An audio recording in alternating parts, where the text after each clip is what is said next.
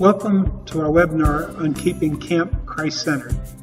This is being presented on behalf of the jurisdictional Orthodox youth directors of the Assembly of Canonical Orthodox Bishops in the United States. My name is Father Anthony Yaji, and I'm the camp director of the Antiochian Village Camp and the chairman of the Department of Camping for the Antiochian Archdiocese. Let me begin by saying I don't corner the market on knowing everything there is to know about the subject, but I do have a few years of experience that I'd like to share with you, and I've taken a few moments to talk to my own staff about how we make camp Christ-centered, and I'm trying to incorporate some of those thoughts here into this webinar. This will be about a 20 to 30 minute presentation, and then we will later gather on Wednesday, December 13th for a Q&A, and details will come out about that at the end of the video. So I look forward to spending the next few moments with you to talk about how we make our camps Christ-centered. As you know, there are all kinds of camps all over the world. There are science camps, there's summer camps, there's sports camps, there's medical specialty camps, there's music camps, there's day camps, agency camps such as the YMCA, and all kinds of faith-based camps. And there are also Orthodox Christian camps. And I set that apart from faith-based camps because we tend to do camping very differently from a lot of other people. And it's important that what sets us apart is that we are Christ-centered camps.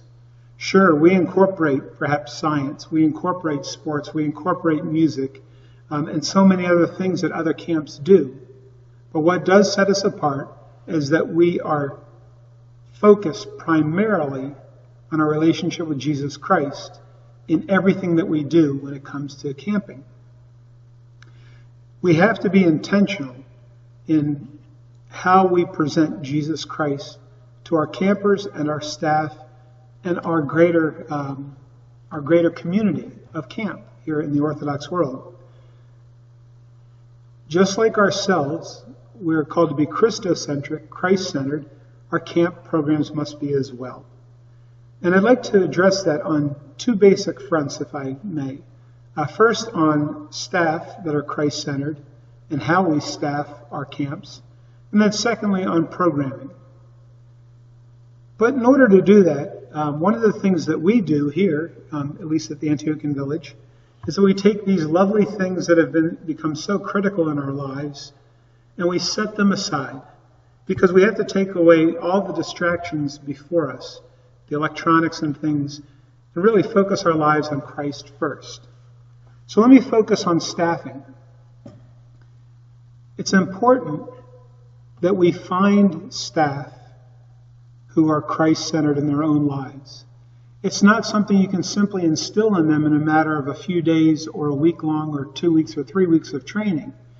We have to be intentional in finding staff who already live a Christ-centered life.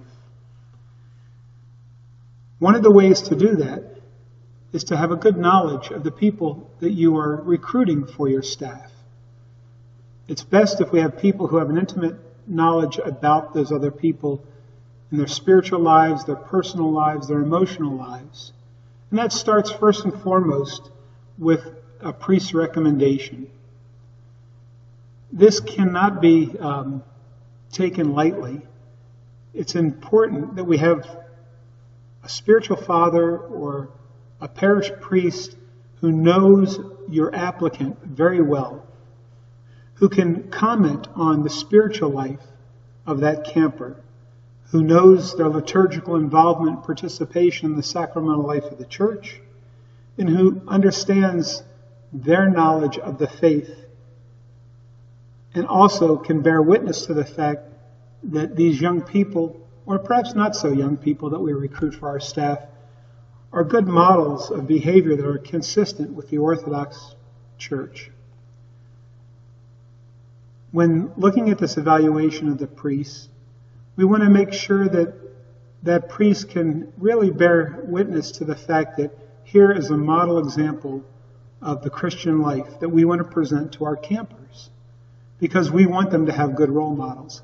We surround our churches with icons of the saints, whether it's on the iconostasis or around the walls of the church, to give an example of that Christian life. And we need living examples, not just merely examples that are in paint and on canvas and on icons, but living saints that walk in the midst of our campers. We need other good references, that people that can bear witness to the strength of the applicant and their way of how they live their life. Because I can tell you, one of the worst things that can happen is we present this great example of how we should live our life at camp. Our campers go off camp, back to their homes, and then they witness in people who are our staffs examples of things that are contradictory to the Christian way of life. I can tell you one time I had a member, when I was a parish priest, I had a member of the Antiochian Village staff come out and speak to my young people about camp and about the importance of attending camp and what they could experience here.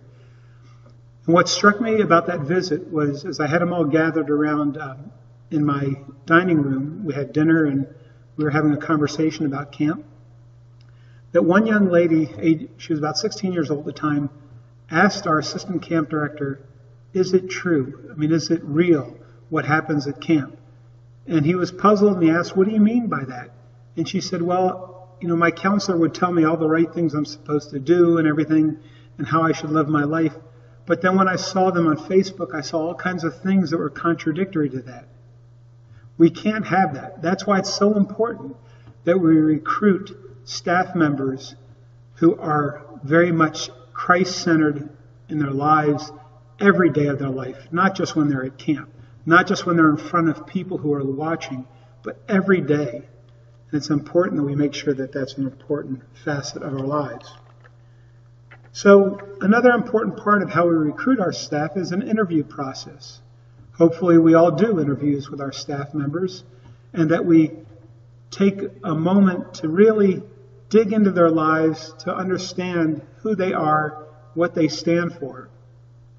So you have to have very pointed questions in what you ask. One of the questions that we ask our staff, in hopes to solicit an answer that will kind of bear witness to who they are, is we talk about how we try to be very consistent in presenting the gospel to our campers. And what we do is we ask our staff members, what do you do in your daily life that bears witness to this? What are the examples?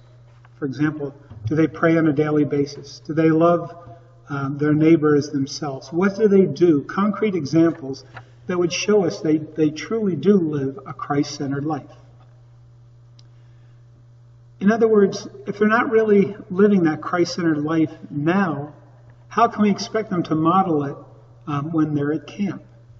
And so we want to see examples that really, truly reflect the witness of the gospel, that they're disciples and apostles of the gospel of Jesus Christ.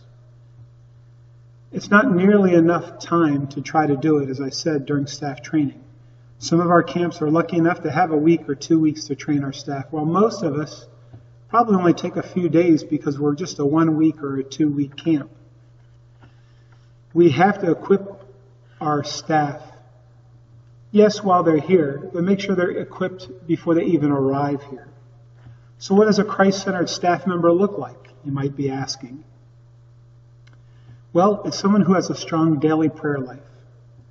Somebody who not just goes to God in prayer asking for things, but remembers to be thankful for all the blessings that God has bestowed in his or her life.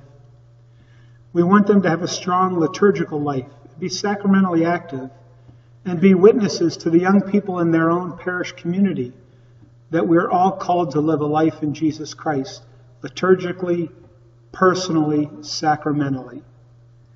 We want to find people who are engaged in a relationship with a spiritual father or a spiritual mother and have a regular confessional life with a father confessor. It means they're willing to be open about their spiritual lives. They're willing to find and follow direction of those who perhaps have more experience in the faith. We want to find staff members who have unconditional love for others, who don't see differences in race and so forth, but see all people created in that same image and likeness of God. We want to find people who have a servant's heart, who are willing to serve others and do community service, not because they're required to by some school requirement, but because they have a passion and desire to be like Christ and be like the apostles and disciples. We want our staff members to be people who put others first and remember that the most important person is not themselves, but the person that's in front of them every moment of their lives. We want our staff members to lead by example, being humble and being willing to speak well of others, not speaking behind one another's backs. We definitely want them to have a strong knowledge of the faith because we're going to expect them to teach the faith in very formal ways, but also in their daily way of living. And we want people who understand who Christ is so they can impart into others who Christ is and what Christ calls us to be. It's important that they know those expectations and they're willing to live it every day of their lives. So that's just a small example of how we want to recruit staff and how we seek out our staff. And one of the best ways to do that is talk to your existing staff. They know other young people who are willing to serve Christ and others, but also who have a love for Christ. Look at your local OCFs. There's a great ground for finding people who are very passionate about their faith and who do put Christ first. Those local chapters have many good, strong people who are willing to serve. The challenge, though, sometimes is you have to make them understand the value of serving at the camp because they're pressured to do all kinds of internships and work other jobs. But it's important for them to also understand they have to build their faith, because without their faith, those jobs won't mean anything if they lose their soul. So let me change gears here for a moment, if I may. Let's speak about programming. Finding programming at the camp that is Christ-centered. Because we'll assume now that we have found those staff members who are going to equip our camp to lead our young people to be disciples and apostles of Jesus Christ. So how do we bring Christ into every part of camp life? It's simple to understand how we do it here in the chapel, through our liturgical life. But do we try to make our camp Christ-centered in the dining hall, or out on the fields, or at the swimming pool, or on the challenge course? Those are areas we need to think hard and long about. But let's start with the liturgical life, because I know I said it seems to be a no-brainer in making camps Christ-centered here in the chapel. But I've seen examples sometimes where it doesn't seem that we quite all understand that. It's important that we have regular services. And when I say regular services, I don't simply mean just abbreviated once-a-day service, or morning prayers, or evening prayers alone. But we have to have an active liturgical life at camp. I would recommend that we have services at least twice a day. Perhaps Orthodox in the morning and Vespers in the evening. And make sure that our campers experience the proper liturgical life so that we do great Vespers when it's called for or daily Vespers when it's called for, and help them understand that there is a difference. Because Christ calls us to come together corporately in prayer, but also individually in prayer. These full services must be participatory and not simply the campers standing or sitting as somehow we perform the services for them. They have to be actively engaged, participating in the chanting and the singing and the serving of the service as best can be done by them. It doesn't mean we bring people up to the chanter stand who have no experience in chanting, but we let those people who do have experience and who are gifted and have received that gift from Christ, to let that gift shine before other young people, and they serve as a witness and inspire others to live a Christ-centered life and to want to be more active in the liturgical life of the church. I want to share another quick story with you. When I first came on as camp director in 2006, in that first off-season leading up to my first full summer as the camp director here in 2007, I received a call from a priest's wife, who I will not mention by name, because God love her, she loves the camp and is very passionate about the ministry we have here. But she called and asked one day if I would consider making church optional for our campers. And that puzzled me at first, but I understand where she was coming from. Because so many of our campers, at best, and I mean at best, experience church once a week. Typically, they arrive in time for the Divine Liturgy and not much more, if they come every week.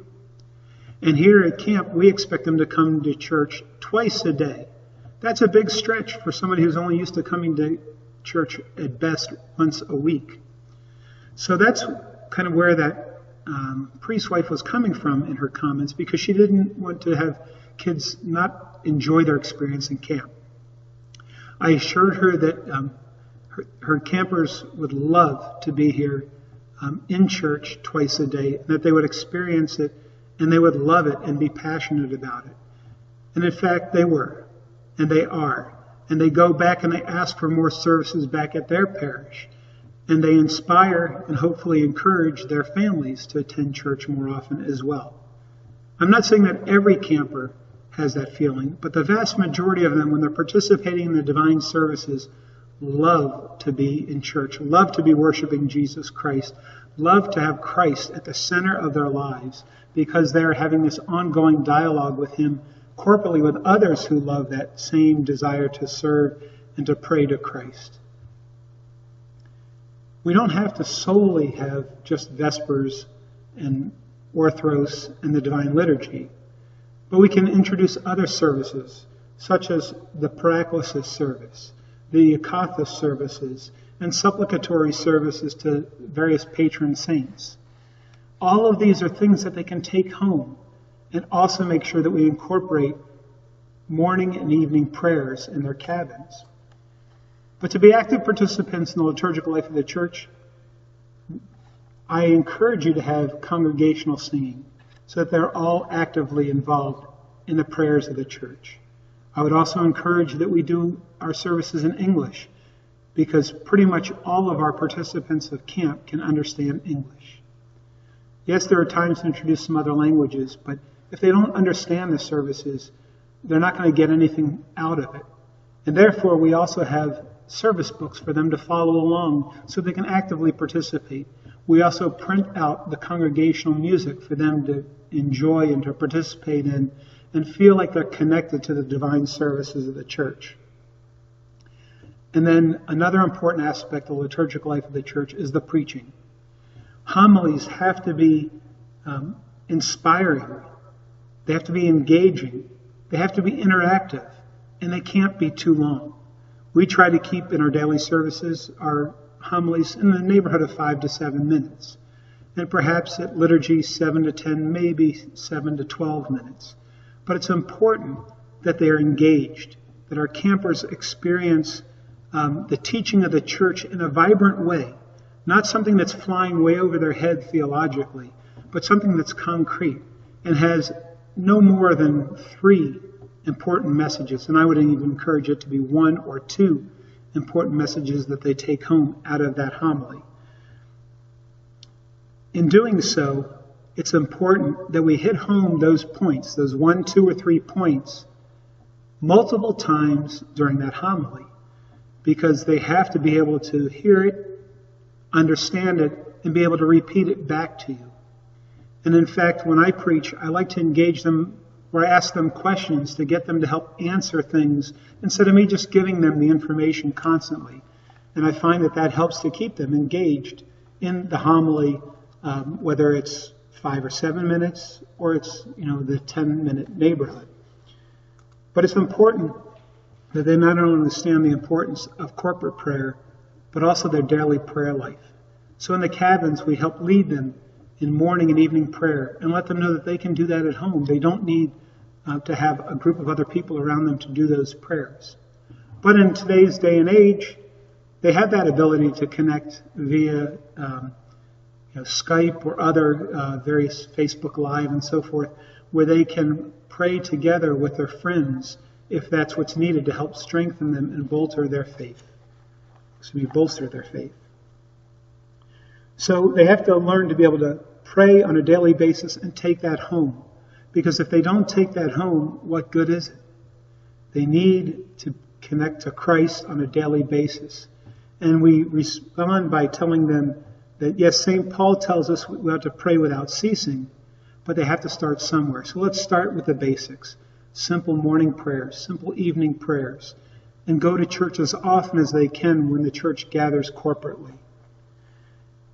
They also need to remember to offer prayers before and after meals and thanksgiving to God. And we do that here at the camp, corporately together, that we pray together the Lord's Prayer, and then we ask for the bishop or the priest, whoever is presiding at that meal, to bless the food and drink of the servants and all those that are gathered. If they do that here, they might be willing to do that back home if they're not already doing that at their daily meals. It's important to give them confidence in their faith in Jesus Christ, because often enough, where they feel the camaraderie, they feel the solidarity that happens here at camp because they're with a lot of other Orthodox Christians, they don't always feel when they're back home, and they seem to be the minority. So we want them to feel secure in being able to say their prayers at mealtime, even if it's in the dining hall at school, even if it is somewhere else, at a McDonald's or whatever. They feel that it's important to give thanks to God and not feel embarrassed about their faith, but feel courageous in their faith. We need to teach our young people who Jesus Christ is, to witness to the gospel. So they need to have an intimate relationship in reading the scriptures on a daily basis. And that's why it's important that we have daily services when we're here at camp, because they hear the daily scripture readings. They want to incorporate in their lives. And one of the amazing things in this day and age now is that they can go to a number of apps that are out there, such as the daily readings that GoArch presents to us. And almost every diocesan website has some format of daily readings available for them to read. The scripture readings become integral to their lives of knowing who Jesus Christ is and what he expects from us. This can be done at the camp in many, many different ways. We here at the Antiochian Village have very formal Christian education lessons in the morning and Christian activities that build upon the faith, whether it's understanding icons, or whether it's understanding incense making or chanting, or some aspect of the lives of the saints. That's the activity portion that we do. But then we do a formal Christian education lesson as well every day with them. And you can find many examples of these Christian education lessons. You don't have to invent them yourselves. I would suggest that you check our common website that we share together amongst all Orthodox churches here, called orthodoxyouth.net. And in particular, look under the camping subsection and you'll find many examples of Christian education lessons that you can use, whether it's at your camp or in your parish or at a youth retreat that might be helpful and beneficial to you. You don't have to reinvent the wheel. One of the things that we do differently here, though, at the Antiochian Village is that we focus on the practical application of our faith.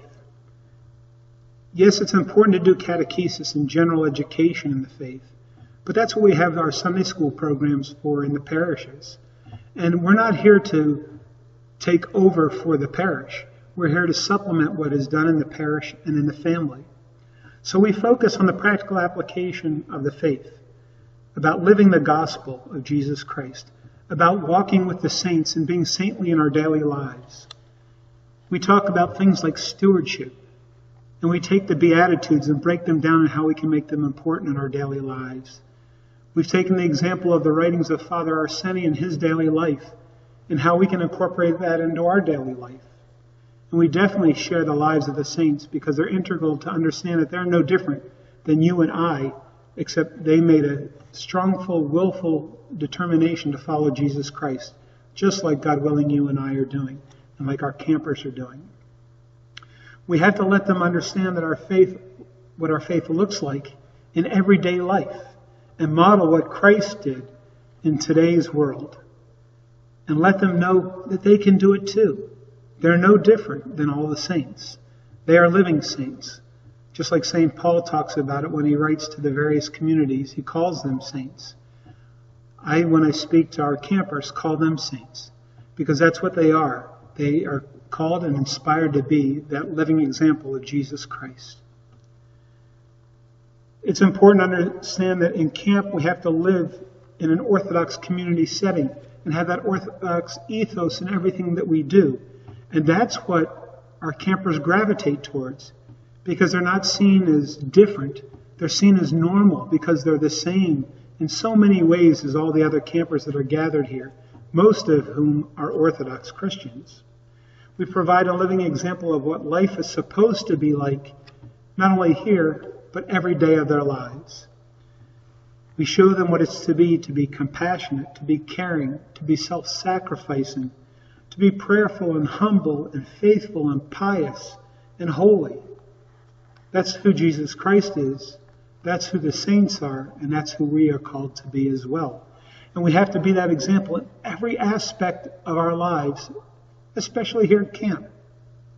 So it's not just simply while we're gathered in church, but it's what we do when we're on the playing fields, playing flag football or soccer, or one of the many other games that we have them participate in, whether it is in the swimming pool, or whether it's an evening program in doing a skit or having a dance or singing and serenading one another.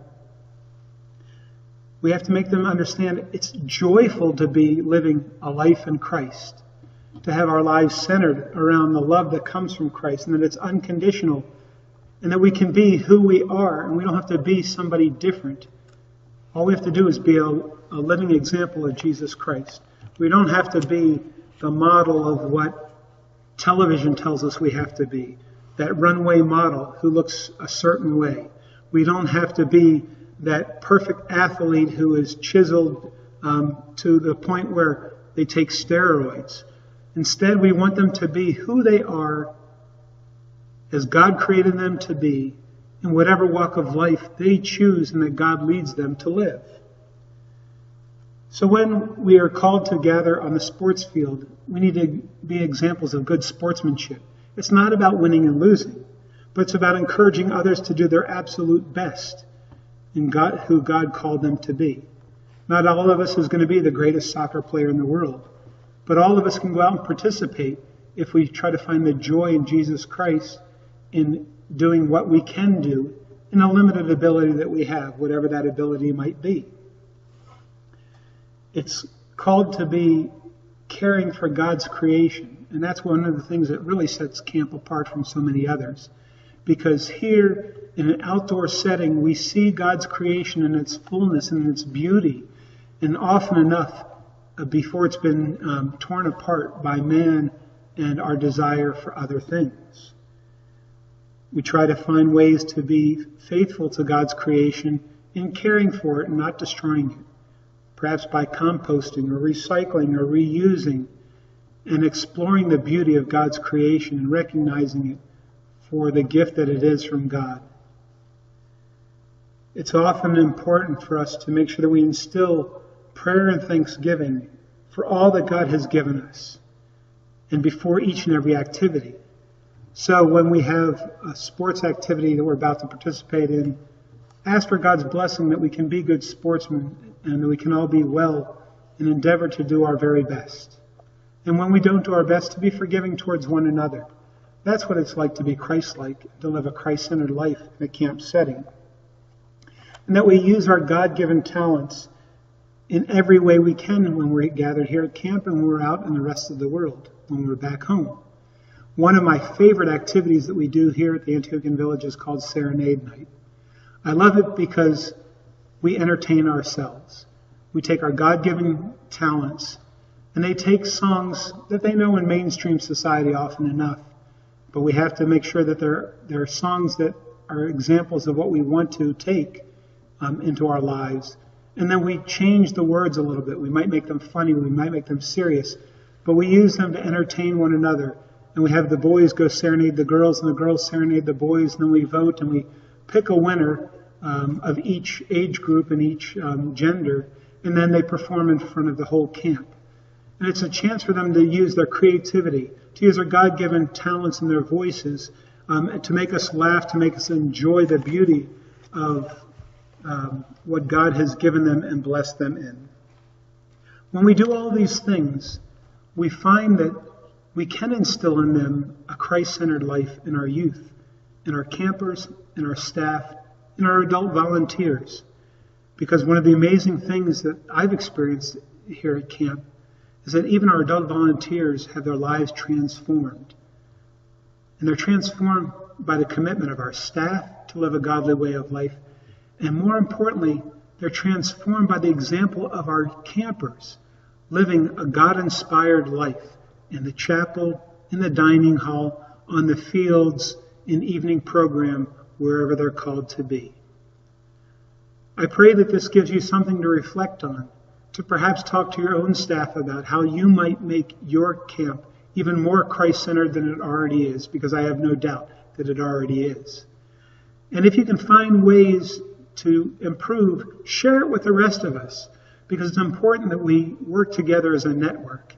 As I mentioned before, remember to go to the website, orthodoxyouth.net, to find a treasure trove of resources available there for you and for us, that we can share together and make our lives more enriched, that we can find our way to heaven, to Jesus Christ, and make sure that our lives are more Christ-centered and our camps are more Christ-centered.